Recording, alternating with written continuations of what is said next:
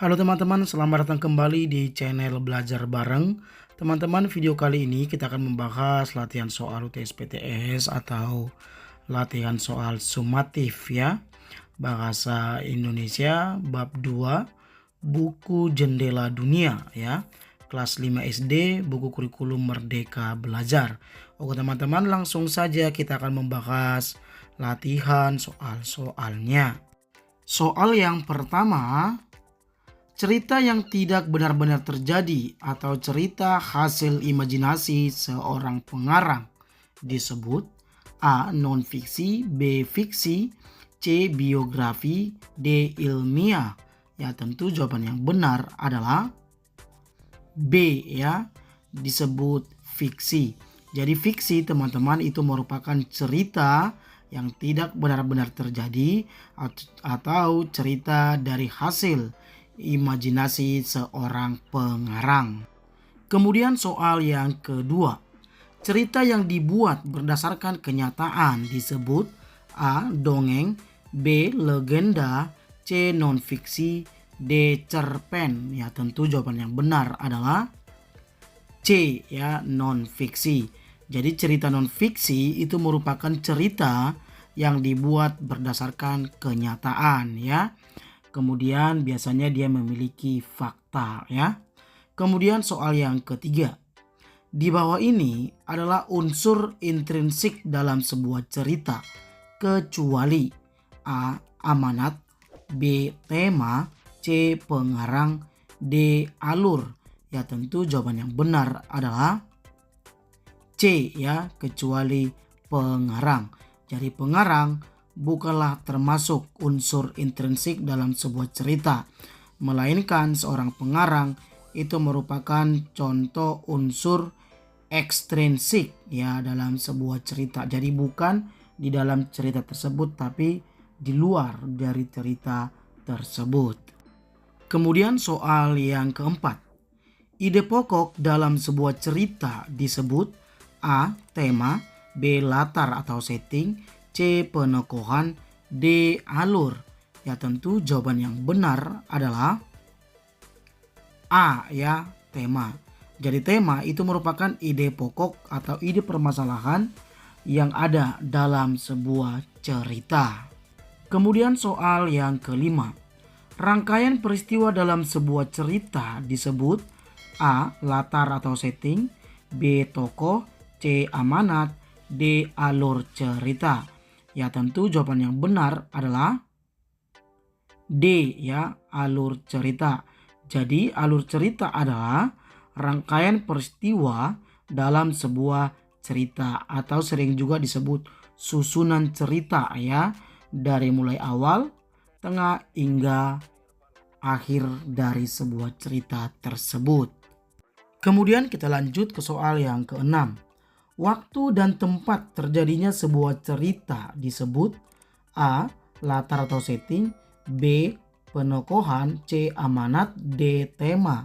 Ya tentu jawaban yang benar adalah A ya, disebut latar atau setting. Jadi latar atau setting itu merupakan tempat atau waktu terjadinya sebuah cerita. Kemudian kita lanjut ke soal yang ketujuh.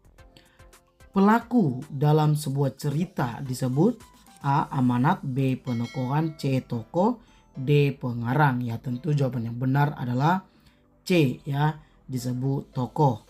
Jadi tokoh itu merupakan pelaku yang ada di dalam sebuah cerita tersebut. Kemudian soal yang kedelapan. Pesan moral yang terkandung dalam sebuah cerita disebut A. Penokohan, B. Setting, C. Kriteria, D. Amanat. Ya tentu jawaban yang benar adalah D ya, amanat. Jadi amanat itu merupakan pesan moral yang terkandung di dalam sebuah cerita ya.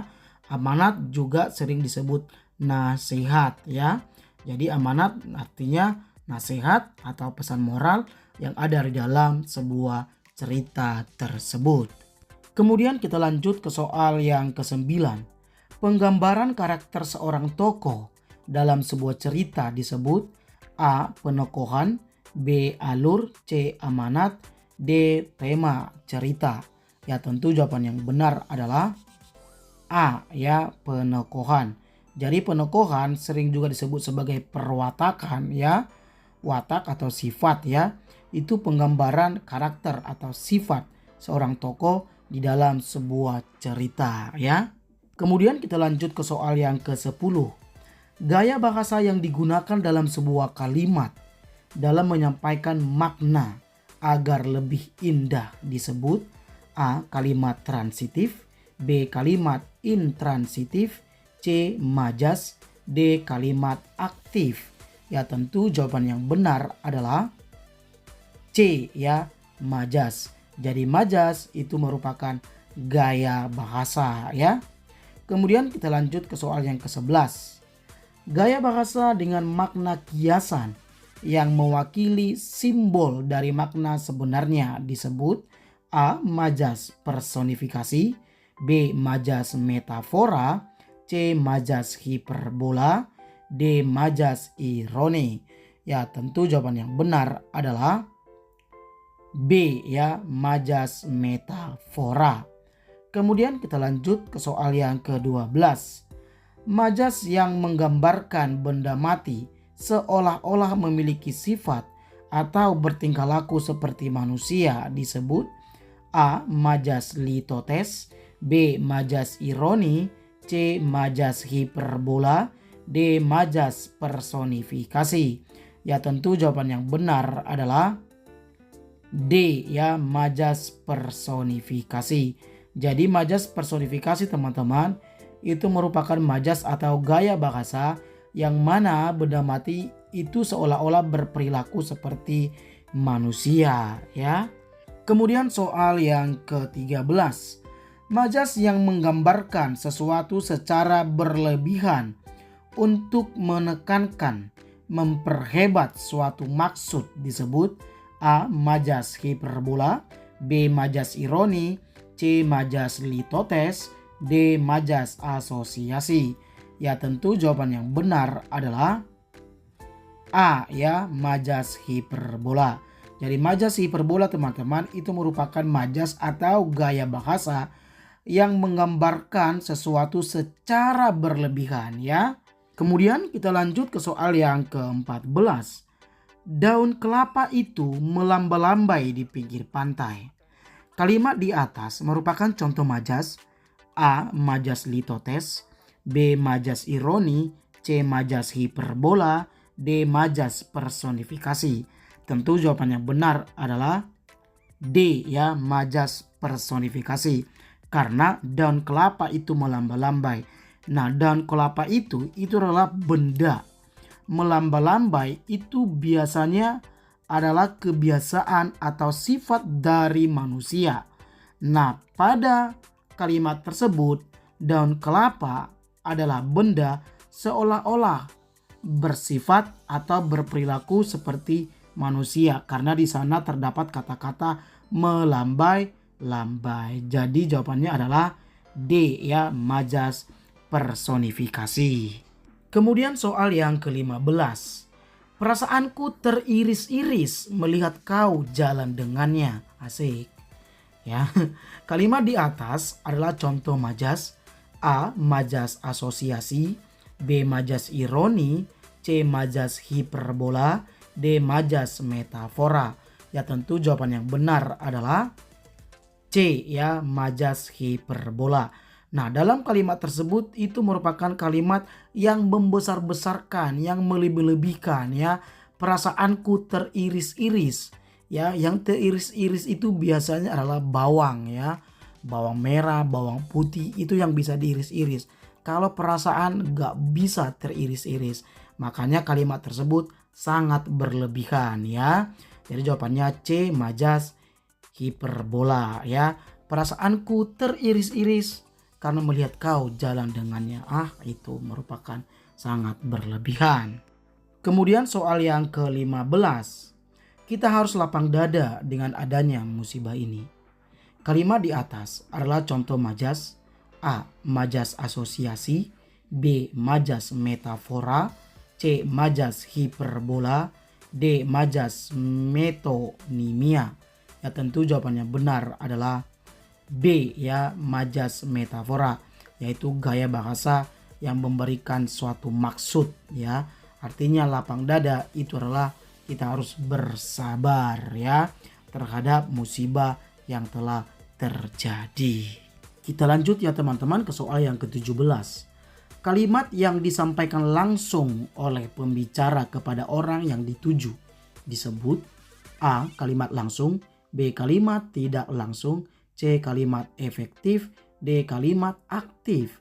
Ya tentu jawaban yang benar adalah A ya, kalimat langsung. Jadi kalimat langsung adalah kalimat yang disampaikan langsung oleh pembicara kepada orang yang dituju ya. Kemudian soal yang ke-18. Kalimat yang mengutarakan kembali isi perkataan pembicara dalam bentuk kalimat berita disebut A. Kalimat interaktif, B. Kalimat tidak langsung, C. Kalimat efektif, D. Kalimat aktif. Ya tentu jawaban yang benar adalah B ya, kalimat tidak langsung. Jadi kalimat tidak langsung adalah kalimat yang mengutarakan kembali isi perkataan dari seorang pembicara dalam bentuk berita ya. Kemudian kita lanjut ke soal yang ke-19. Ibumu benar. Kau seharusnya mematuhi perkataannya. Tegas burung pipit. Kalimat di atas adalah contoh kalimat A. Kalimat langsung, B. Kalimat tidak langsung, C. Kalimat efektif, D. Kalimat aktif. Ya jika kita lihat dari kalimat di atas, tentu jawaban yang benar adalah A ya, kalimat langsung.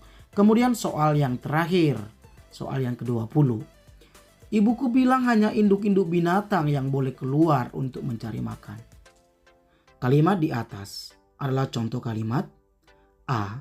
Kalimat intransitif, B. Kalimat tidak langsung, C. Kalimat efektif, D. Kalimat aktif.